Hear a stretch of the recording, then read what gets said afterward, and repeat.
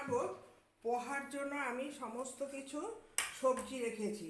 আলু, গাজর, ক্যাপসিকাম, টমেটোগুলি বিচিগুলো ফেলে দিয়ে এরকম টুকরো টুকরো করে রেখেছি। একটু আদা কুচি নিয়েছি, রসুন কুচি, পেঁয়াজ কুচি। আর পোহার জন্য মোটা দানা চিড়ে এখন ধুইনি, যখন এগুলো মশলাগুলো আগে তেলে ভেজে নেব, যখন পোহার চিড়েটা দেব তখনই আমি একটু জল দিয়ে ধুয়ে নেব। এবং চিড়েটা আমি ঝেড়ে নিয়েছি, একদম খুব পরিষ্কার চিড়ে, কোনো ধুলো টুলো কিচ্ছু নেই, যেহেতু প্যাকেট। এখানে আমি প্রথমে কি করছি, আলুটাকে আগে দিয়ে দিচ্ছি।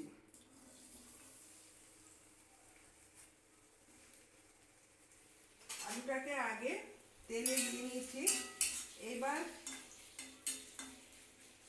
এর মধ্যে আমি একটু আর সাথে দিয়ে দিচ্ছি পেঁয়াজ। এইগুলো আলু আর পেঁয়াজটা একটু ভাজা ভাজা হয়ে গেলে, আর যেহেতু সবজিটা তার বেশি ভাজার কোনো দরকার নেই, এগুলো হালকা একটু ভাপ দিয়ে দিলেই হয়ে যাবে। এবার আমি সামান্য কিছু দিয়ে দিচ্ছি। প্রথমে দিচ্ছি নুনটা আগে, হলুদটা একটু পরে দেবো। হলুদ আর চিনিটা নামিয়ে রাখলাম। হলুদ, চিনি আর পোহার জন্য যদি একটু ওপর দিয়ে একটু ঘি ছড়িয়ে দেওয়া যায় আরও টেস্ট হবে। এবার আমার সমস্ত, যেহেতু আমি নুনটা আগে দিয়েছি, এবার বাকি যে আদা কুচি, রসুন কুচি, গাজর, ক্যাপসিকাম, টমেটো, এই সবকটা আগে আমি দিয়ে নিলাম। এটা আমি একটু জলে ধুয়ে নিই, যেহেতু মোটা দানা চিড়ে, এটা জল দিয়ে আমি আগে ধুয়ে নিই। যতই আমরা কিনে আনি না চিড়ে, তার মধ্যে একটু নোংরা থাকবে।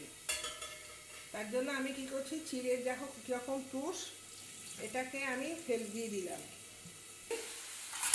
এটা আমার দেখছি গাজরটা, আলুটা একটু নরম হয়েছে চিড়ে। এইবার আমি চিড়েটা কী করছি, এই যে একটু ঝরঝরা চিড়েটা এর মধ্যে দিয়ে দিলাম। একদম দুটো ধোয়া দিয়ে দিচ্ছি।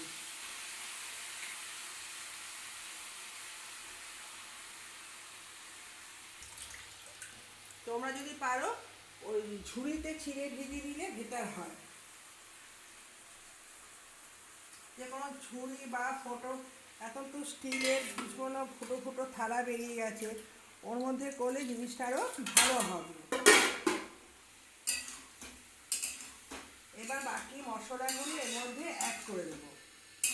যেমন আমি চিনি দিয়ে নিই, আগে চিনিটা দিয়ে নিই, যেহেতু পোহা একটু মিষ্টি মিষ্টিটা বেশি ভালো লাগে। নুন তো আগেই দেওয়া হয়ে গেছে। পোহার জন্য একটুখানি সামান্য একটু হলুদ গুঁড়ো দিয়ে দিলাম, আর একটুখানি ঘি দিয়ে দিচ্ছি। এবার এটাকে মিশিয়ে নিয়ে ওপর দিয়ে একটু ঘি দিয়ে ঢেকে রেখে দেবো 5 মিনিট।